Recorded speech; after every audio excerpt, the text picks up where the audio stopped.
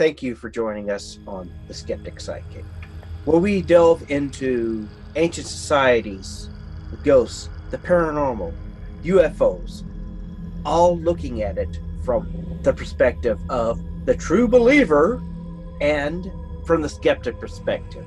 Joining me, my partner, my co-host, my sibling, Kimber Rodriguez. Myself, I am Richard Gregg. And again, let's look into being the skeptic psychic. Hello, and welcome once again to the Skeptic Psychic, where we delve into some interesting things and open discuss with possibly friends, family, colleagues, that sort of thing. And tonight, with me, as always, the smart, talented, brave, clean, reverent sister of mine, Kimbra. How you doing, Kim? I'm doing pretty good. Little discombobulated today, so trying to get my brain going. Doesn't want a brain. I was trying to actually, a little poll of people actually of our pod people would like to know. I'm kind of working on a theme song using AI, but the problem is whenever I enter in my sister's full name, that tells me, oh, it's a violation of celebrity. I'm like, that's her name. She had it before that Australian pop star came out. Yeah, maybe it's just better to go with Kim instead of Kimbra because, yeah. Unfortunately, my name has been taken away from me, sadly. Yes, but you were no, actually, Miss Richardson was the first. Yes, my dad's cousin I was named after. Right. And then I came along, and then that pop singer stole my name. But regardless, tonight we have a very special guest, don't we? Oh, really? Tell me about it. Yes. We have S.A. Reinhart, a rebel with a pen and a mystic at heart.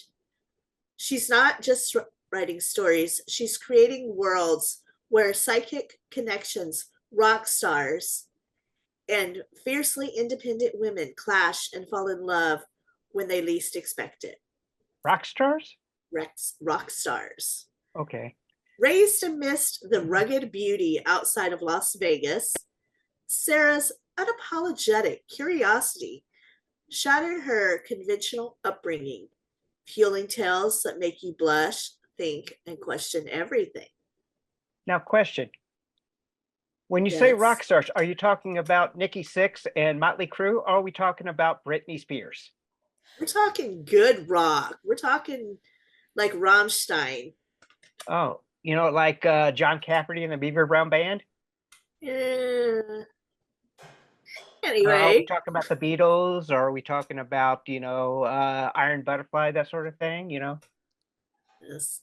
Anyway, beyond the page, Sarah's a master crystal healer, certified health coach, and Reiki master. She's twice certified because, well, once is just not enough. Also, her paranormal romances, like Mystical Love, promise to shake up your world with a blend of magic and real life transformation. When she is not writing or healing, she's enjoying family time, sipping matcha tea, or rocking out at concerts with her husband. Buckle up. Sarah's just getting started, and you won't want to miss a moment of it. Welcome, S.A. Reinhart. Ooh, hello. Welcome. How are you doing? I'm doing well. It's good to be here. Good to have you on here. So, yes. And for those of you who don't know, her friends also call her Sarah. So we'll be referring to her being a friend through the episode. So let's dive in. Alrighty. So let's go ahead, and go ahead and give us kind of a brief history of, how did you first discover the fact that you actually possessed the powers of Reiki, and what inspired you to become a master? I was really sick. So, I grew up in a conventional Christian home like Kimbra said. And I was always questioning, like, is this really it? Is this really it? Right. And so I was always a questioner. And when I had kids of my own and I was trying to balance work and my business and my kids, I was experiencing extreme fatigue. And so I would say their prayers at night, but then I would fall asleep mid prayer. And I'm like, there's got to be more to life than this. I'm always sick. My skin was gray. I just wasn't feeling well. I was in and out of doctor's offices. It was awful. And I knew that eating right and exercising was not all that there was. I was doing meditation every day. I was doing all the things that you're supposed to do, right? And it just didn't seem to be working. My holistic doctor told me about Reiki, and I called the Reiki master that she recommended. And I was really scared at first because I was like, "Ooh, this is energy work. This is kind of scary. I've seen those paranormal shows, and it's like, oh, I don't even want to go there, right?" But through her wisdom and just her down to earth nature, I really felt comfortable with it. And so I said, I will try anything because I just want to feel better again. And so I signed up for a series of healings with her. And as I started feeling better and I started pivoting my business a little bit and taking control of my own life better, and the stress was dissipating a little bit, it was so amazing that I was like, I have to do this for myself every day. But it wasn't until my daughter sprained her ankle and I was in between levels of Reiki, and I was like, well, I only have the Reiki for self-healing. I want the Reiki for my family. And that's all I was going to do. I was like, okay, as long as I get it for my family, I'm good. By the time I ended up doing my internship, and so many people, I saw so many results with so many people, I was like, okay, I got to go all the way. I got to teach people how to do this themselves. And so that's where I'm at. And that's why I do what I do. Because I love to help people heal themselves. That is Yeah. so awesome. Going back about your questioning, that was me growing up. Like, I always questioned things, and I was never really satisfied with the answers that I was given. Like, if we're not supposed to know certain things, and I'm like, why not? That doesn't make sense to me. If I'm questioning it, I'm supposed to get an answer. That's the whole point of questions. So I love that about you, that you were questioning what the world was telling you should do. Mm-hmm. Yeah. Yes. Yes. Took me So about 35 years to actually almost come full circle of what I was when I was younger. Yeah. yes. Absolutely. What training or certification is required to become a Reiki master? And how did you, Sarah, achieve your qualifications? So there are the style of Reiki that I am trained in, or one of the styles, um, is called Usui Holy Fire. And there are 4 levels to reach master level. And then you have to practice and teach somebody else to become a teacher. So level 1 is self-healing. Level 2 is practitioner level, and you have to go through an internship guided by your Reiki teacher to complete that certification. And then you go to level 3, which gets a little bit more into they call it psychic surgery, and that sounds really scary, but what it is you're able to remove obstructions in people's energy fields. And then level 4 is basically, it's all of the symbols. I like to explain it like each level that you go through, you open up and clear out your channel directly to source. Interesting. Now, for someone unfamiliar with Reiki, how would you describe or explain the practice and the benefits you get from it? So, can you repeat the question? My son was asking me what to put the oven on to make pancakes. Not a problem. Talk about off Please, topic, right? 275. That's the perfect Right. temperature for pancakes.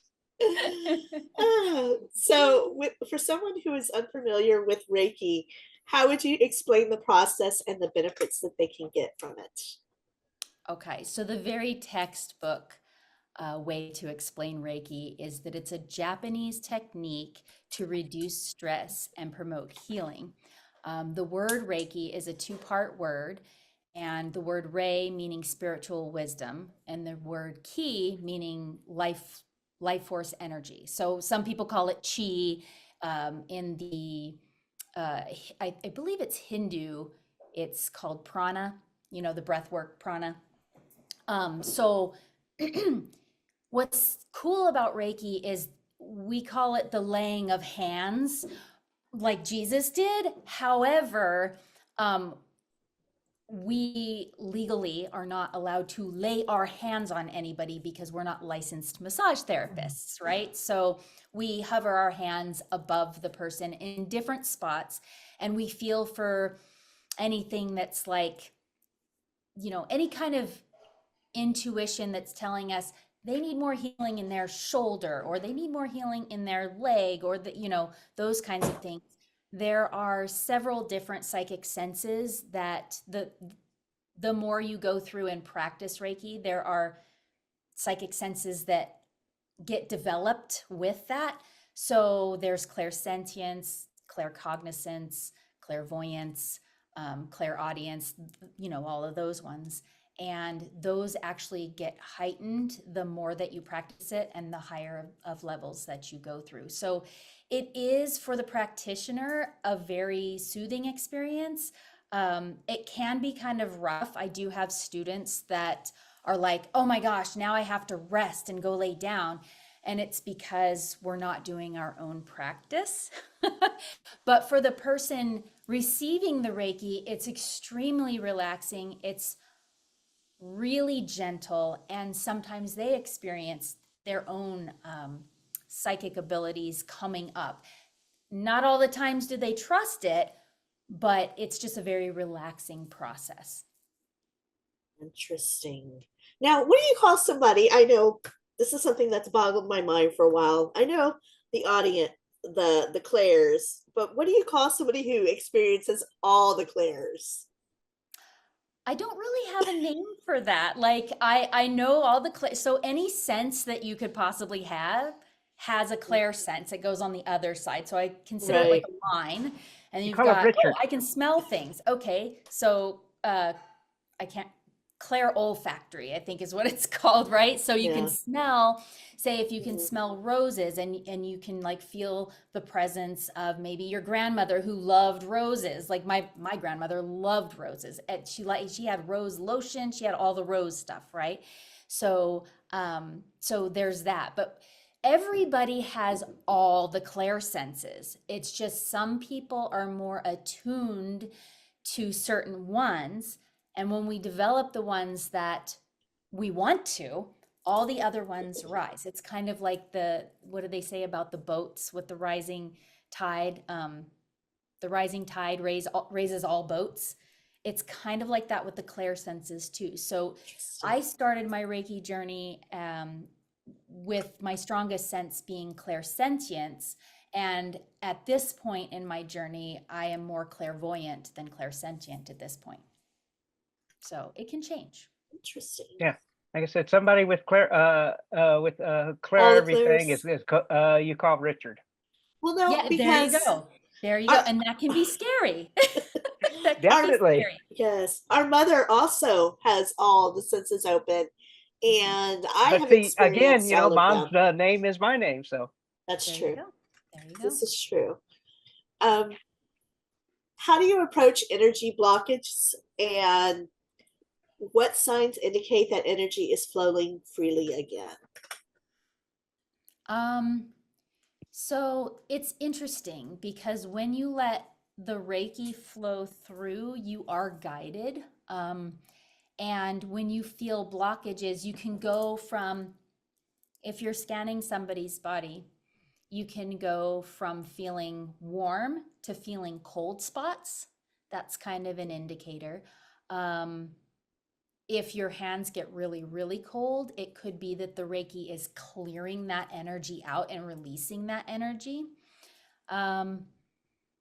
Sometimes your hands will buzz. You'll feel like this buzzing, or if you've ever put two magnets together to where they're opposing each other, sometimes it'll feel like that in certain spots that have like blockages or things that need to be healed, or areas in the aura that need to be healed.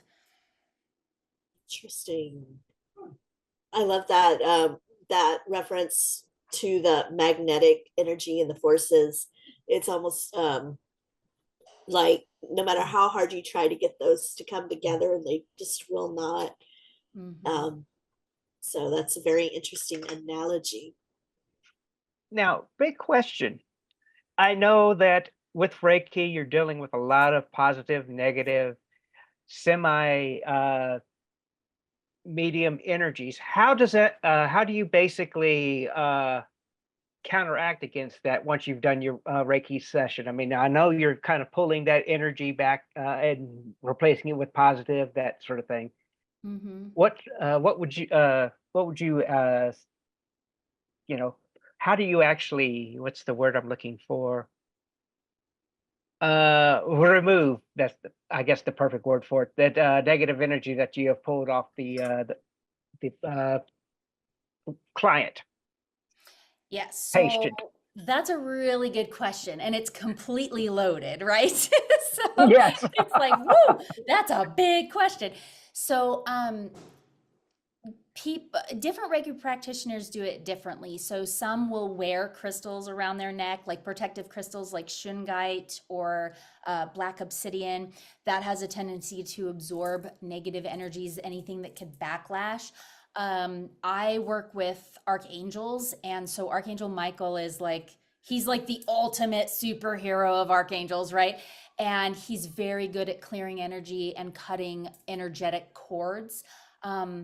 Personally, and what I tell my beginner students is, when you are doing a session, first of all, there's a whole setup that you do to do a session. You don't just like, yeah, let's start the Reiki here.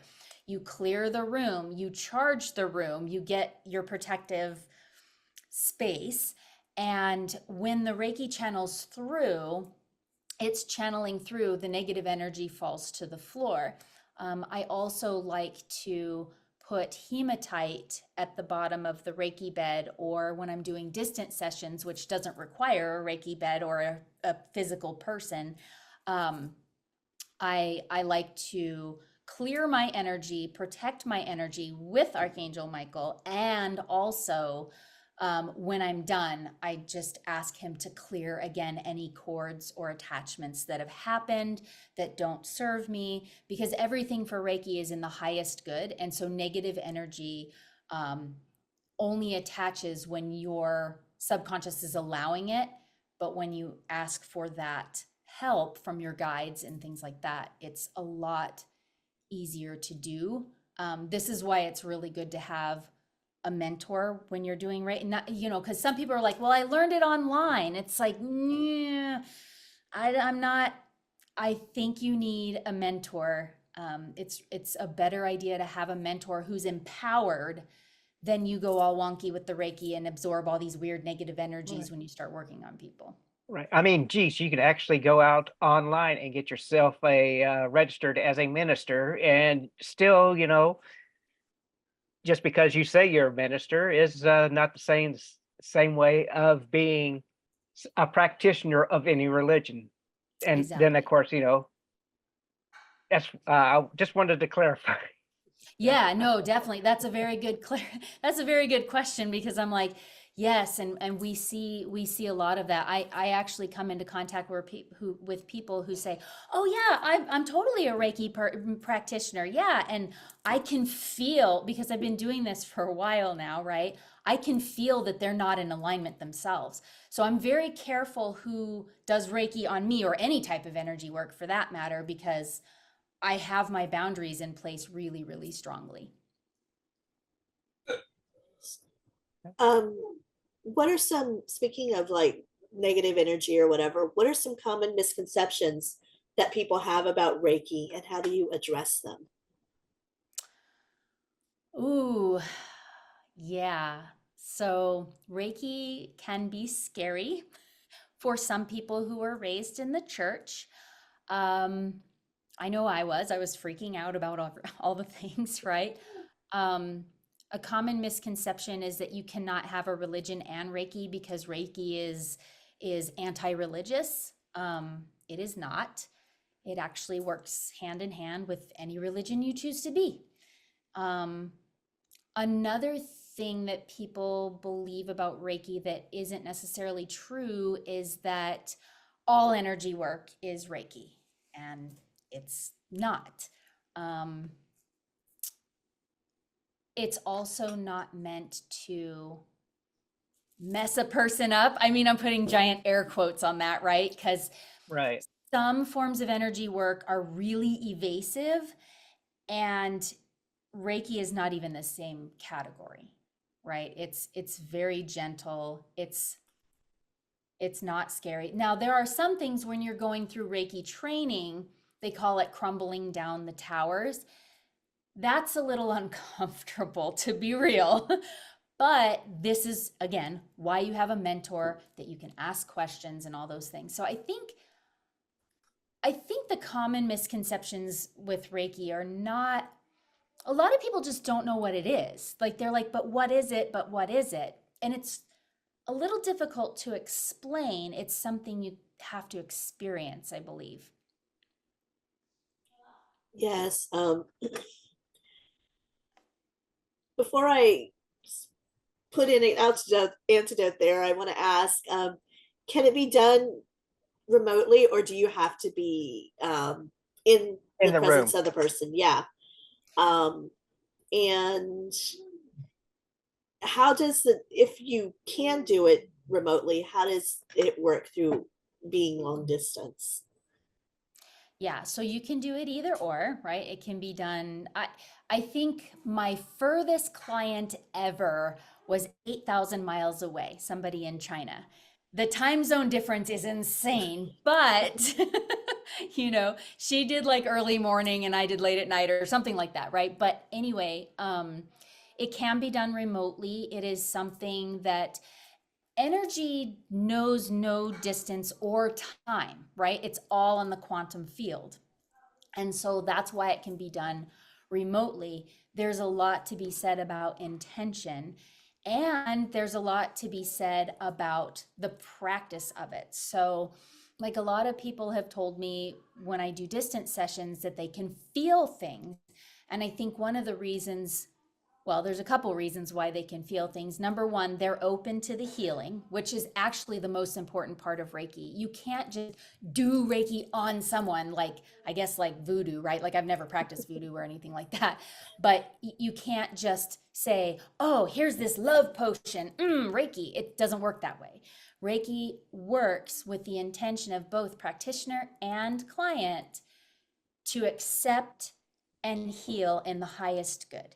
So that's another reason why I like it. I can't just do Reiki on somebody. I have to have permission first. And any Reiki practitioner that says, "Oh, I did Reiki on you without your permission," I would definitely question that, right?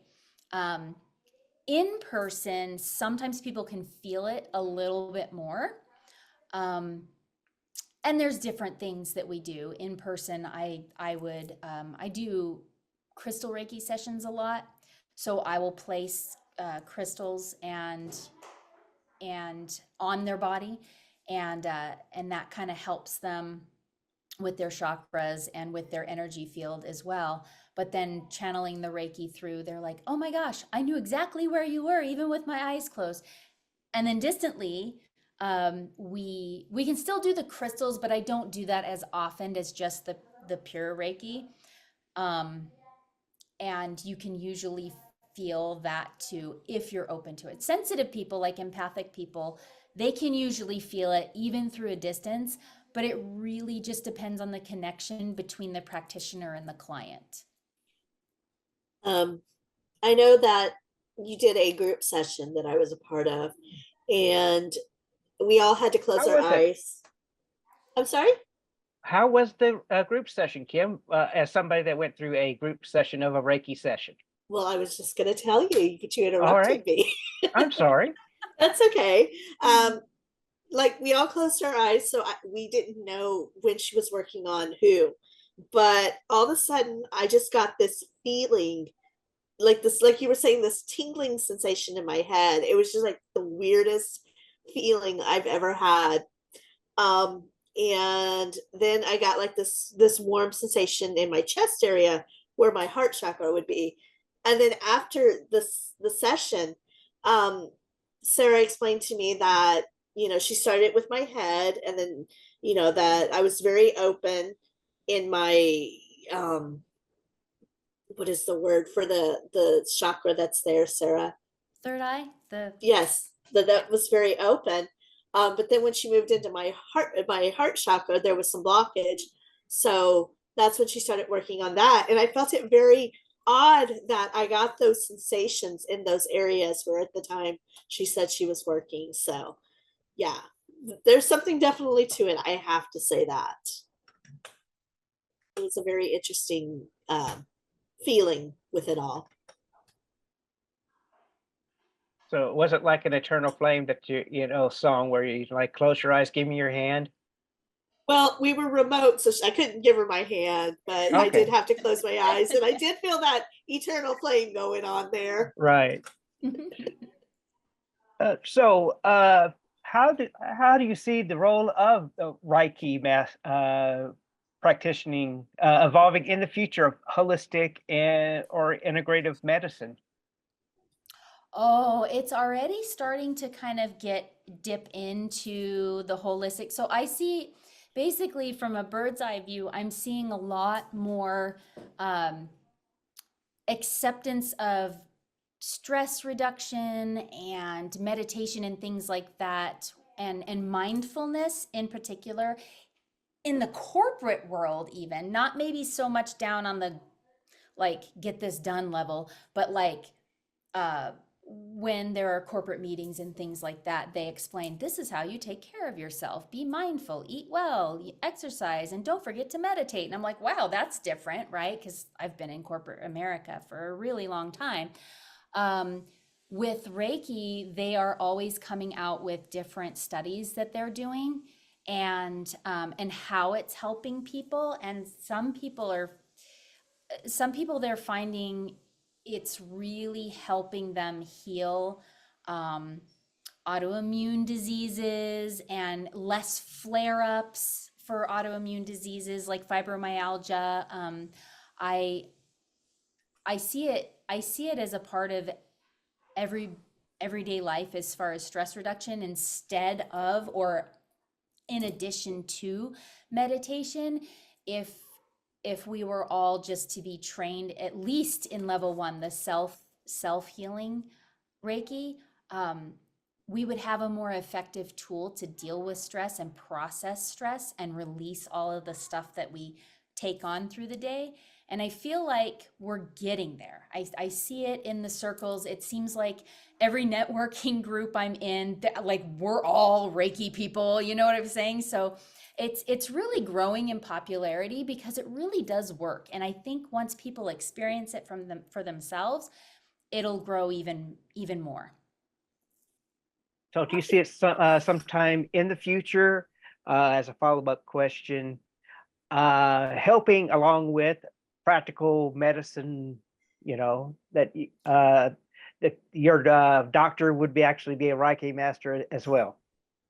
Oh, yeah, I'm already seeing that. The holistic doctor that I was referred to, and she refers people to me like all the things, right?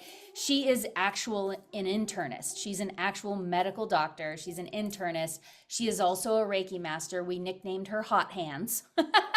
Okay. Because you can feel it from her. It's really cool. But she would actually integrate it into her practice when she was doing your physical exam and stuff like that. And then she's like, let's try this on your stomach. And so she would float her hands above your stomach, and you would feel that. But it's, yeah, I do see most functional medical practitioners, I do see them bringing it into their practice and using it as part of a tool in their toolbox for holistic healing. Interesting.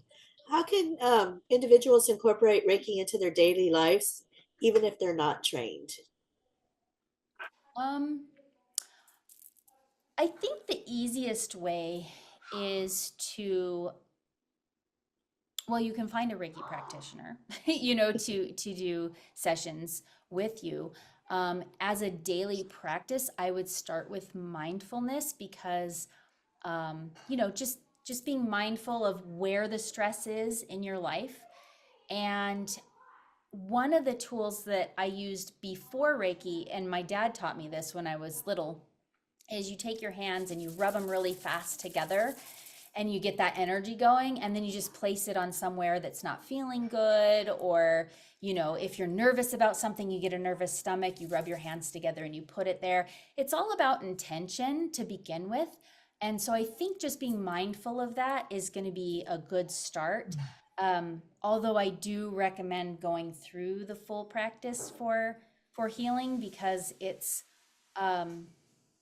definitely something that we get better at as we practice. And like I said, having a mentor is key. I had a wonderful, or I have a wonderful mentor, right? And I'm always going back to her with different things that I've got questions about. And even though we're both master teachers, and I went on to a different style master teacher training, I still get grounded in asking her questions. It's good to share information too, because there's not a lot of scientific studies on PubMed, if you will. There's probably only a few. There's thousands of them for meditation, but not yet for Reiki. But I see that coming in the future. Interesting. Now, do you believe that Reiki can help play a role in the collective healing, like promoting peace or environmental wellness, like heal Or the prayer? world through Reiki? Yeah, so that's it's funny that you mentioned that, because the family of Reiki that I belong to is headed up by a man named William Rand, and he sends out emails to all the Reiki masters and practitioners, and he's like, okay, this is the world peace card, right? So he's got this world peace card, on a certain day and a certain time we all send Reiki to the world. And so so the world peace thing is totally a thing with Reiki masters everywhere. Interesting. Now, how does that work for those that don't want to accept it, though? Does it just pass them over and go on to the next person? Pretty much, you can lead a horse to water, but you can't make You them can't drink drink it. Yeah. We do what we can. Now, what's your vision for the future of your own Reiki practice, or broader the Reiki community? Oh, I've got big visions for that. So both of my children are Reiki trained. I think everybody needs to train their kids in this, because they're the future. Teach them well and never let them lose their way. That's the whole deal, right? That's the whole deal. It's like, okay, and of course, they're young yet and they want me to do everything for them. So they're like, "Mom, you do Reiki on me. I don't want to, I forgot how to do it." But that's why we have mentors to help you keep you on your path, basically. It's not our path, Right. it's your path, and we could just help you stay in the bumpers, right? So I think for the future, it's going to be really important for all of us to be Reiki trained or have some type of energy work in our tool belt, because the more tools that we can use, obviously, the better off we are. Years ago, I was a mechanic, and I bought a bunch of tools, and if I was missing a tool, I had to buy another tool, and it just made my job easier as a mechanic. So I look at it the same way with Reiki. The more tools that you can have that work for you, the more you're going to be able to pull from. So that's why I'm certified in so many things. Reiki's my base, but I'm certified in so many things because I want those tools in my toolbox. And my goal and my mission is to teach everyone on the planet. That's a big job, I get it, but I am just the drop that makes the ripples, you know? And so I just want to be that drop, and just wherever my ripples are, whether it be, you know, the women in my community or, you know, whoever, if I can. Sometimes I think I should be the stone that skips across the lake, Yeah, yeah, touching well, you could everybody, be. you know. You totally could be, right? Yeah. And that makes sense. But I think that I feel like there are some stones that skip across the lake, but if we just all do our part, we can be part of the fabric or the water, if you will. And yeah, so for me personally, I feel that everybody needs to at least have level 1 Reiki training, because it's just a really good way to reduce stress that's extremely powerful. And I feel like if we all went to our own practices with that, it would be, the world would be a better place. It starts with us, right? It starts with, if you want world peace, peace starts from within. Right. Switching gears, what inspired you to write Mystical Love? Was it a particular event or a moment that sparked the idea? Yes, and I love this question. I'm so glad you asked. So, as a Reiki teacher, I was always discovering new ways to help my students, right? How do I make this better? How do I make this, how do I discover new tools of abundance? Essentially, I was meditating one day and doing my self Reiki, and I was like, you know, how do I do like an abundance practice? How do I open up to more abundance, right? And so I did this practice. It's a heart opening exercise. And I downloaded basically a method for abundance. And I'm like, cool. And I never teach my students anything. I never teach anybody anything unless I've tried it myself, because I want to make sure that it's safe, that it works, you know, all those things. If it doesn't work, I'm not going to share it, because I don't want to waste anybody's time, seriously. And so for 8 days before the full moon, this is going to sound really, really woo-woo, and I love it. For 8 days before the full moon, I decided every morning to do a heart opening meditation where I literally got out of my head and dipped into my heart and just sat and just asked God, show me abundance. So that was every morning. Then every night I would have cleansed crystals, a certain set. It was red jasper and black tourmaline at the base of my bed, with a dream journal right next to me. So when I woke up, I could write whatever I dreamt. Now, red jasper is notorious for dream recall, and that's why I use that. And black tourmaline protects your body while you're, you know, dreaming and having the out of body experience, essentially. So I woke up and I was like, oh, okay, this is what I dreamt. It was kind of a cool dream, whatever. I did this for 8 days or 8 nights. And when I read back through the dream journal, I was like, wow, these would make good characters for a short story. Now, keep in mind, I always told everybody, I'm not a writer, I'm a Reiki master. I'm not a writer, I'm a Reiki master, right? And I started typing one day and I was like, I'm just going to write a quick short story with these characters. Well, 87,000 words later in a month, and I had an entire book and I wasn't done. I still had more story to tell, but I had to cut it off somewhere because you can't have a 1,000-page book. It's nobody will read it, right? So Unless you're somebody like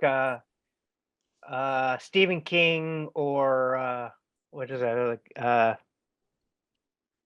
I'm thinking War and Peace. Yeah, War and Peace. Yeah. You'll never get through War and Peace. You'll never But get it's through such a War and classic. Peace. Yeah. This is a lot. This will make you blush more than War and Peace, but hey. Oh my. Right? So yeah, so I wrote all of this down and in my word processor, and I was like, this is an actual like novel. And so I didn't think I was going to do anything with it, but I was like, I think I want to publish this. So I went back and forth and I tried to figure out how to self-publish or if I should publish through a traditional methods. And I landed on self-publishing and I didn't know how to do it. I spent about 8 months trying to figure it out. And then finally I got some actual help with it. This book cover was not designed by me. I gotta say, I have a fantastic graphic designer. He does book covers for a ton of people. He's really awesome, and he listens, which I think is really cool, and had it edited and formatted and all the things for me. And then I was like, oh, I can actually publish it. And so that's kind of what happened. This is book 1 of a series of 3, and then I have supplemental books, but the 3 books are already written. Essentially, I'm editing the second book right now to publish this year. So that's kind of how it came about. And it's like, yeah, okay, I went from spiritual teacher to paranormal romance novelist, and it kind of threw me for a loop. And I was like, well, what does this have to do with abundance? And we have to realize that abundance doesn't always equal prosperity per se. Abundance is everything, right? It is your health, your wealth, your happiness, your family, it's more than just money. And so you got to be careful what you wish for. It's like, open me up to abundance. Well, I did not expect this abundance to happen, but it's been a really healing journey for me. And writing the book itself has helped me with certain guilt and shame around writing this style of book, because in a traditional Christian home, you do not write things like this. So it's just, yeah. Oh my. Yeah. So what does the title Mystical Love signify? And how does it tie into the core of the themes of the book? So for me, and I didn't know this at the time because, you start something and then you're motivated. It works opposite. You don't get motivation first. But for me, mystical love is more than just like, oh, it's a romance story. A lot of people have weird ties with the word mystical. And in reality, there's love, like, oh, I love you, you love me, we're a happy family, to quote Barney. Mystical love is like that true, deep love that God imparts on the entire world. It's that deep, true love, not lust, not mixed with blended what ifs and conditional love. It's unconditional, universal love. And so that's like the whole theme of it, because this book really came from my heart. I would have never been able to think this up. I channeled these entire books, like never would have been able in a million years. I just followed my heart. And so that's what mystical love is all about. So again, what you're saying is be wary of what you wish for abundance, because it could lead down a wonderful path. Yes, exactly. A wonderful path. Yes. Who are the characters in these books, if you don't mind me asking? Sure. I'm not asking for the plot. I just want to know who the characters I'd be looking for if I read the book. Yeah, so there is the practical and pragmatic therapist. Her name is Sabrina. She's very, very much mild and meek. She does have a little bit of a wild side. Her best friend, Pam, is a tattoo artist. And they go to rock concerts together, right? So Pam kind of brings out a little bit more of the personality in Sabrina. Richard is the main male character, and he is the rock star. He does what he wants. Not to be confused with me. Yeah, not to be confused with you. His name is Richard Wolf. So, and he is the rock star that he follows his heart and his adventure. but that hasn't always paid the bills. So he is practical. He's a very intelligent guy, and he does do work. He does work, regular people work, giant air quotes, right? So he's not totally wild and crazy, but he does have a dark past that you get to discover in the book. And then there is Brian, who is also a supporting character, and he is someone who shows up kind of at the same time as Richard in the book, and he is meant to complete the two couples basically, and so they have adventures together, and they're like a giant family. Okay, so it's not a love triangle between Richard and Brian. No, not until the third book. No, just kidding. I'm just kidding. You never know what's going to be in that third book. But there's other characters that come into one of the most influential characters, even though he is a supporting character, his name is Douglas, and he is the spiritual teacher. So he's the one that helps Richard and Sabrina navigate through these psychic experiences that they're having. And I base a lot of my YouTube teachings on what Douglas does, because essentially Douglas is me if I were, a middle-aged man. So okay, there's that. Interesting. yes, Yeah. middle-aged man. You take all the wonderful things about women and just strip the emotion out of it. No, You have a no. man. Douglas is not emotionless. He's actually quite the character. Yeah, I love Douglas. He's got to be my favorite character aside from Richard. Richard is cool. Very much, not all of it, but very much based on how my husband kind of deals with things. So yeah, so I'm definitely in love with Richard because he is my husband essentially. Right. Yes. Now, aside from your knowledge of Reiki and crystals, was there any other particular research that you needed to do to incorporate into the mystical or spiritual elements of the book? Now notice she does the air quotes. I love air quotes. The mystical side of it. So in Reiki, we basically learn auras and chakras. I added the crystals because I have 30 years of crystal healing experience. But there is a lot of psychic development in the book and teachings through that. And that's not necessarily part of Reiki. That is something that I developed as a separate thing for people who are looking for a little more answers, I guess, if you will. The psychic development side of my business was strictly for my Reiki students because they wanted more, and I was like, okay, I will deliver. So there is that part of it as a tool that that I have learned a lot about just through experience. But other than that, there's not too many other tools that I utilize in the book. But in our groups, I'm finding a need for EFT tapping, and I'm certified in that as well. And because sometimes we get so stressed out that we need to do something physically to break that dysregulation pattern.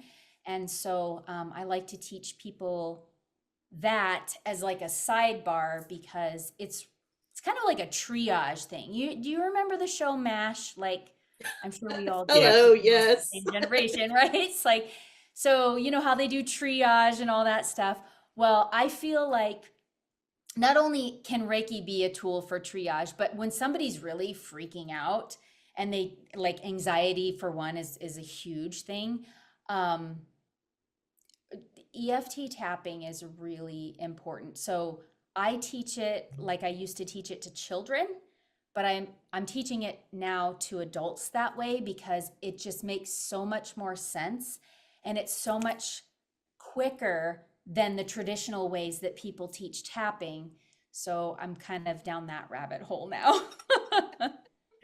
Gotta love those rabbit holes. I know. Yes. Just ask Alice. Exactly. I'm all for like getting smaller and being able to check Getting out the larger. world. Yeah, yeah, Yeah, getting she Yeah. went larger. through several rabbit holes. Yes. Several rabbit holes. Yes. I remember going down a tangent, wanting to be able to shrink down so I could wear my Barbie's clothes.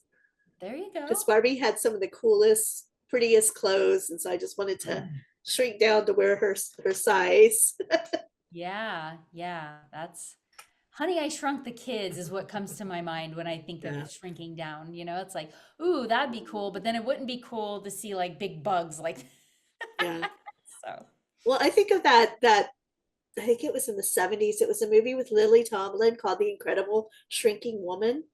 That was like Yes, I've 79, seen that. 80. Yeah. So yeah, that's what I always think of. And I think it was around that time that movie, we saw that movie, and that's when I kind of got the idea about wanting to shrink down to Barbie size. Yeah. Yeah, that makes So, sense.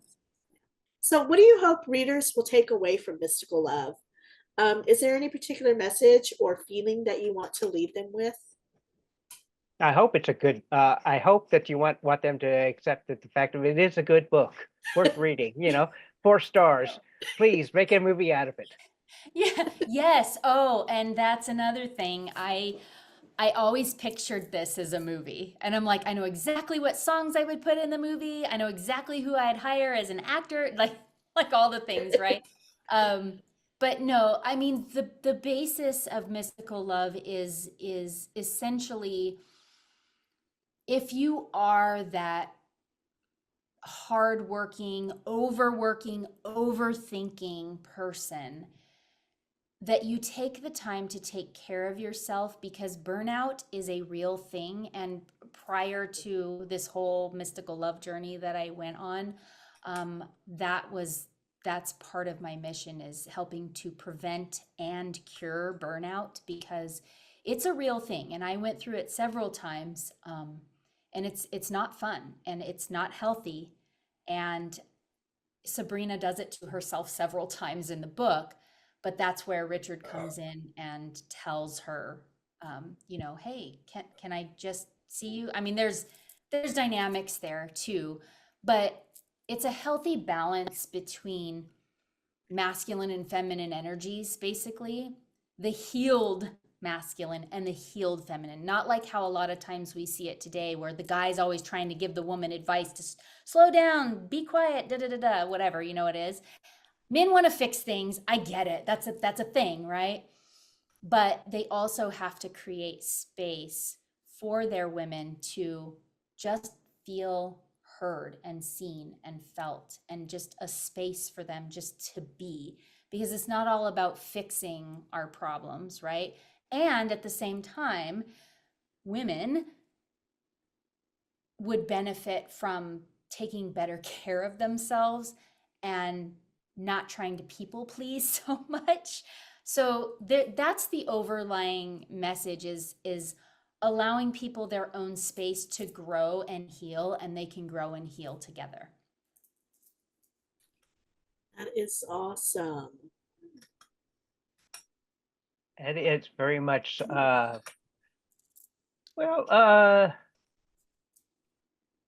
can we find this book? Is it on Amazon, Lulu, Yep. bookstores where any great book would be found, independent?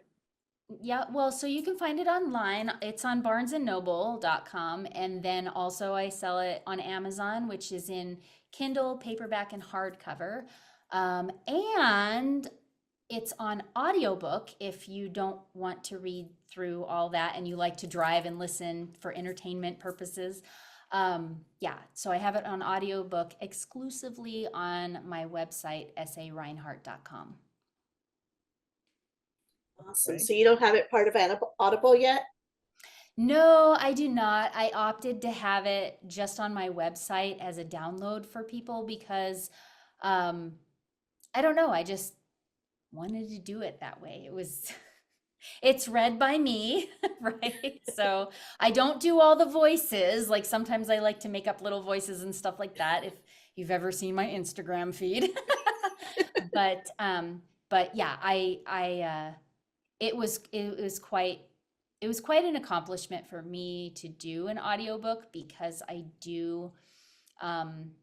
I am challenged with a little bit of dyslexia, so reading out loud was one of the scariest things I've ever done. But because I love this story so much myself, it was really easy to read it and get through it. I don't even know how many gallons of water that I drank with all that talking and reading. But yeah, so I like it for download, and people can keep it on. They don't have to have the audible subscription or whatever. They can just download it on their iPods or whatever, and just offline. They don't have to be attached to the internet. They can go out camping if they want to go and listen while they're hiking. They don't have to have like the cell tower. So I just wanted to make it super accessible that way. You did mention Instagram. What other places we can actually our fans get a hold of S.A. Reinhart? Yes, so I am on Instagram, sa.reinhart_author. And then on Facebook with the same name, author S.A. Reinhart. So you can find me there. Also, I have like friends, followers under my real name. So We won't release that. yeah, we're not going to release my real name. But yeah, so I do post all of my stuff, my author journey, teasers from the book, teasers from the audiobook, motivational Mondays I do sometimes, and then obviously my YouTube channel, which is at Mystical Love. It's like youtube.com at Mystical Love. So that's where I do most of my teachings, which are short videos. And I take something from the book and I teach you about it. And then you're welcome to ask me questions in the comment, and I reply to all of them. All righty. Well, we do Yes. appreciate you coming on here and talking with us. Again, forgive us of our ADHD and our, interrupting you. I do apologize, Oh, yeah, you're in wanted good to, company, neurodiverse people. Woo!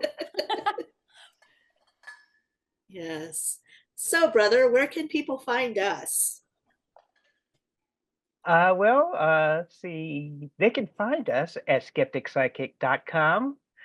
They can also find us on Facebook, as well as Apple Podcast or any other type of podcast services. We do actually pray wonderfully, exceptionally, to give us 1, 2, 3, 4, 5, 6. Again, 1, 2, 3, 4, 5. Again, 1, 2, 3, 4.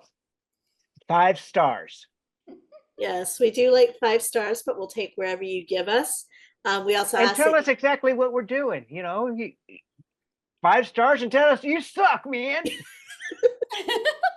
yes, tell us, please leave a review. Keep it nice. If we suck, say we suck, but leave us some constructive criticism. Also, we're on YouTube. If you're watching us, make sure you like and subscribe and click the notification so you know when we have new episodes up. Let us know in the comments what you think of Reiki, and I will leave a link to all of Sarah's different socials as well on this. Any final thoughts before we head out for tonight? Thoughts? I highly recommend reading S.A. Reinhardt's book. Even though I haven't read it, it just sounds like it's fascinating to me, and I have to find a copy of it. Totally. And I just want to say thank you for having me on here. Oh, this was super fun, and I love it. You guys are so awesome. Thank you. We enjoyed having you on here as well, Yes. Yes, we definitely thank you so much. You're a wonderful friend. I'm so glad that you've come into my life, and wish you all the best in this book and your future books. And with that, we say sweet dreams, everybody. Unpleasant nightmares. Good night. Good night, everybody.